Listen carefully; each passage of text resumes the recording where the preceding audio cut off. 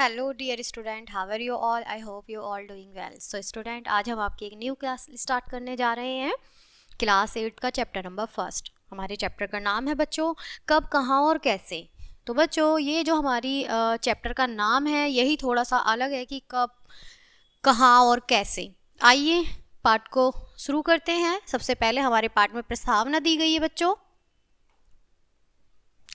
इस संसार में कुछ भी स्थिर नहीं है।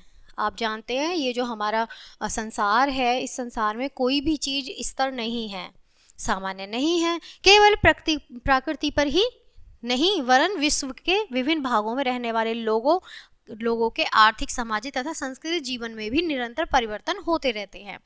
बच्चों, चाहे वो स्त्री हो, पुरुष हो, जानवर हो या फिर कोई भी प्राणी है, ठीक है, सभी के जीवन में कोई भी चीज स्थिर नहीं रहती, सभी में परिवर्तन चलता रहता है।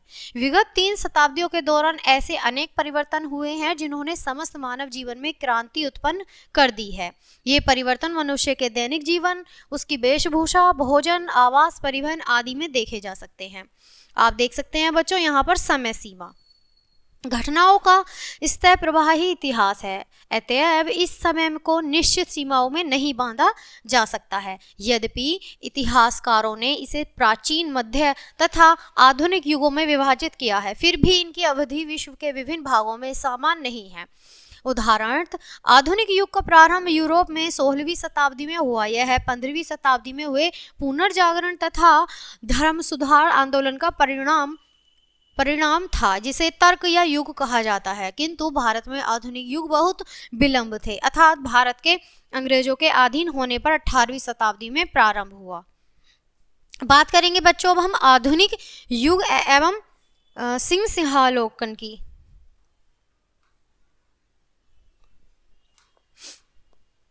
भारतीय इतिहास का आधुनिक युग अंतिम मुगल सम्राट और औरंगजेब की मृत्यु से प्रारंभ माना जाता है। महान मुगल साम्राज्य क्रम अनेक स्वायत्तशासी राज्यों में विघटित हो रहा था तथा ब्रिटिश शक्ति का उत्तरोत्तर विकास हो रहा था। इस बीच मराठे पतनोन्मुख मुगलों की राजनीति सत्ता के दावेदार के रूप में उभरने का प्रयास कर रहे थे, किंतु अंग्रेजों के साहस हाथों भी पराजित हुए।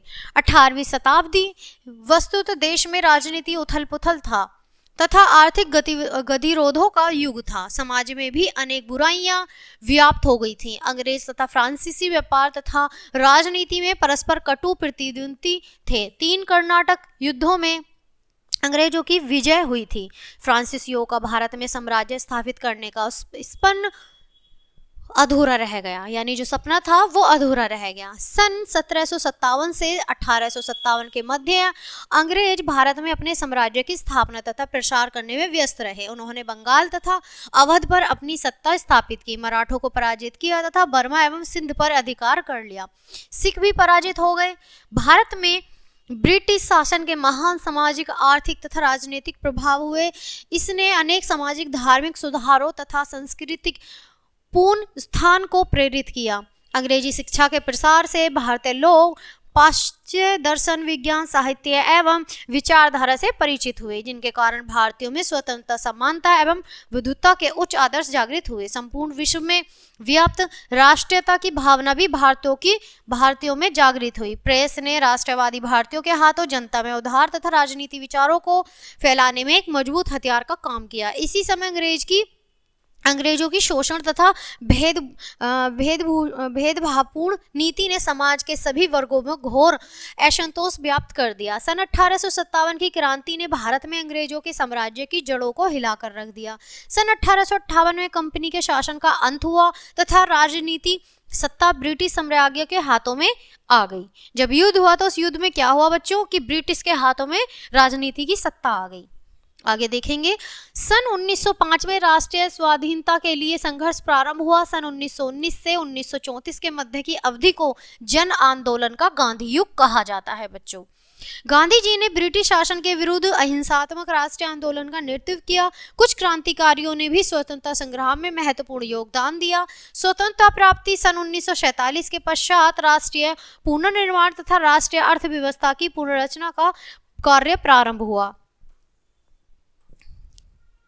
26 जनवरी 1950 को भारत प्रभुसत्तापन लोकतांत्रिक गणतंत्र बन गया। विभिन्न राज्यों का भारतीय संघ में एकीकरण सरदार पटेल द्वारा किया गया। प्रादेशिक आकांक्षाओं की पूर्ति के लिए विभिन्न चरणों में राज्यों का पुनर्गठन किया गया। स्वतंत्रता के बाद भारत शांति तथा प्रगति के मार्ग पर अग्रसर रहा।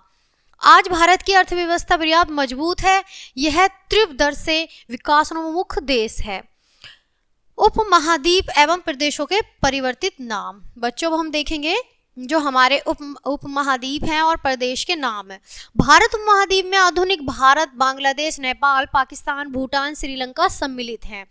इनमें से भारत, पाकिस्तान तथा बांग्लादेश अंग्रेजों के शासनकाल में भारतीय साम्राज्य का अभिन्न अंग थे, जिसे सन 1947 तक हिंदुस्तान कहा जाता था। म्यांमार तत्कालीन वर्म तथा श्रीलंका तत्कालीन सलोन सन 1937 तक ब्रिटिश साम्राज्य के अंग थे। बच्चों, अब हम देखेंगे कि भारत स्वतंत्रता अधिनियम 1947 के अंतर्गत भारत का 2 भागों में विभाजन कर दिया गया। बलूचिस्तान, सिंध उत्तर पश्चिमी सीमांत पाकिस्तान में चले गए। पंजाब तथा बंगाल का विभाजन कर दिया गया। इन राज्यों के मुस्लिम बहुत क्षेत्र पाकिस्तान में सम्मिलित कर दिए गए। रेडक्लिफ ने सीमा रेखा का सीमांकन किया। इस प्रकार पाकिस्तान की 2 इकाइयां पश्चिमी पाकिस्तान एवं पूर्वी पाकिस्तान भारत के दोनों ओर स्थिर थी। कालांतर में सन 1971 में पूर्वी पाकिस्तान बांग्लादेश के नाम से स्वतंत्र राष्ट्र बना। 18वीं शताब्दी की प्रमुख घटनाएं। 18वीं शताब्दी को भारतीय इतिहास में सबसे अंधकार पूर्ण युग माना जाता है। सन 1707 में औरंगजेब की मृत्यु के साथ ही महान मुगलों के शासन की समाप्ति हो गई। उनके शासनकाल में अंतिम 25 वर्षों के समय से ही मुगल साम्राज्य का विघटन प्रारंभ हो गया था। जाटों, राजपूतों, बुंदेलों, सतनमियों तथा सिखों के कठोर विद्रोह हुए। दक्षिण में मराठों के उत्सर्ग में औरंगजेब के शासनकाल में ही मुगल साम्राज्य की जड़ें हिलने लगी थी।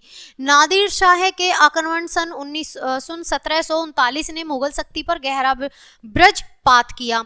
अहमद शाह अब्दाली के आक्रमण सन 1748 से लेकर 57 तक पानीपत का तृतीय युद्ध सन 1761 मराठों के लिए घातक सिद्ध हुए तथा इन्होंने मुगलों को भी कमजोर कर दिया। इन परिस्थितियों में इंग्लिश ईस्ट इंडिया कंपनी को बंगाल में अपना आधिपत्य जमाने का अवसर मिला, जिससे भारत में ब्रिटिश सत्ता की स्थापना का मार्ग प्रशस्त हुआ। मुगल साम्राज्य की घटती हुई शक्ति का पूरा लाभ उठाते हुए भारत के विभिन्न भागों में स्वतंत्र राज्य उदित होने लगे।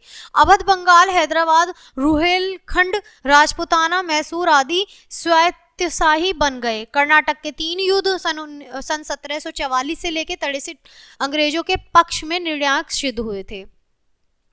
अब बच्चों बात करेंगे कि भारत की राजनीति अस्थिरता के कारण यूरोपीय व्यापारिक शक्तियों के बीच देश पर अपना प्रभुत्व जमाने की प्रतिस्पर्धा उत्पन्न हो गई थी। इसका देश के सामाजिक, आर्थिक एवं सांस्कृतिक जीवन पर प्रतिकूल प्रभाव पड़ा। कृषि में गतिरोध पैदा हो गया, जबकि किसान ऊंचे लगानों के बोझ से दबे हुए थे। व्यापार एक प्रमुख आर्थिक क्रिया थी तथा भारतीय हस्तशिल्प विश्व भर में प्रसिद्ध थे, किंतु विनिर्माणी उद्योगों तथा व्यापार के विकास से शिल्पी तथा कारीगरों को कोई लाभ नहीं हुआ। व्यापार के विकास ने भारत में एक नए धनाढ़य वर्ग को जन्म दिया, जिससे तकनीकी परिवर्तनों को अपनाने में कोई रुचि नहीं थी। मुगल साम्राज्य के पतन के कारण विभिन्न कलाओं का भी ह्रास हुआ। अंग्रेजों ने भारतीय व्यापार को अपने हाथों में ले लिया, जिससे भारतीय का शोषण हुआ तथा कारीगरों एवं शिल्पियों का विनाश हो गया था। अब बच्चों बात करेंगे हम इतिहास के स्रोत की। इतिहास के स्रोत। आधुनिक युग के इतिहास को जानने के स्रोतों को 2 वर्गों में रखा जा सकता है, प्राथमिक एवं द्वितीयक। प्राथमिक स्रोत, इसके अंतर्गत मौलिक दस्तावेज तथा साहित्यिक साक्ष्य सम्मिलित हैं।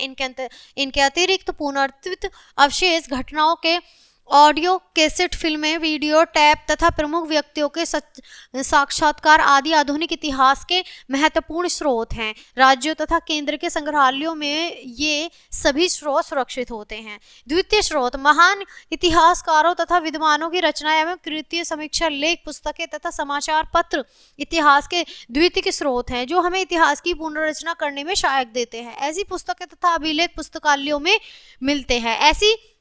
अनेक पुस्तकें तथा अभिलेखों का पुनः प्रकाशन किया जाता है जिससे वे सभी को सरलता से मिल सके। स्मरणीय तथ्य बच्चों, अब तक हमने पाठ में अपने में क्या पढ़ा, आइए एक बार हम पढ़ लेते हैं। आधुनिक युग का उद्देश्य यूरोप में 16वीं शताब्दी तथा भारत में 18वीं शताब्दी में हुआ था। क्लियर है बच्चों। अंग्रेज तथा फ्रांसीसी के व्यापार तथा राजनीति में परस्पर कट्टर प्रतिद्वंदी थे, इनमें अंग्रेजों की विजय हुई थी। क्लियर है। सन 1757 से 1857 के मध्य अंग्रेजों ने स्वयं को भारत में स्थापित करके अपने साम्राज्य का विस्तार किया। यहाँ भी क्लियर है, आपको मैंने कराया। भारत में अंग्रेज के दमनकारी शासन के अनेक आर्थिक, सामाजिक एवं सांस्कृतिक प्रभाव पड़े। पाश्चात्य संपर्क तथा अंग्रेजी शिक्षा ने भारतीयों को पाश्चात्य विज्ञान, दर्शन, विचारधाराओं आदि से परिचित कराया था। भारतीयों के राष्ट्रीयता की भावना का संचार किया। क्लियर। 26 जनवरी 1950 को भारत एक लोकतांत्रिक गणतंत्र बन गया। यहाँ भी क्लियर है। सरदार पटेल ने राज्यों का एकीकरण कराया, राज्यों का पूर्ण विभिन्न चरणों में किया गया। यहाँ भी क्लियर है बच्चों। सो बच्चों, ये था आपका चैप्टर कब, कहाँ, कैसे। सो ये हमारा एक इतिहास को लेके चैप्टर था। आई होप आपको अच्छे से समझ आया होगा। मैं लेती हूँ विदा आपसे। मिलते हैं नेक्स्ट चैप्टर नेक्स्ट वीडियो के साथ। तब तक के लिए bye and thanks for watching.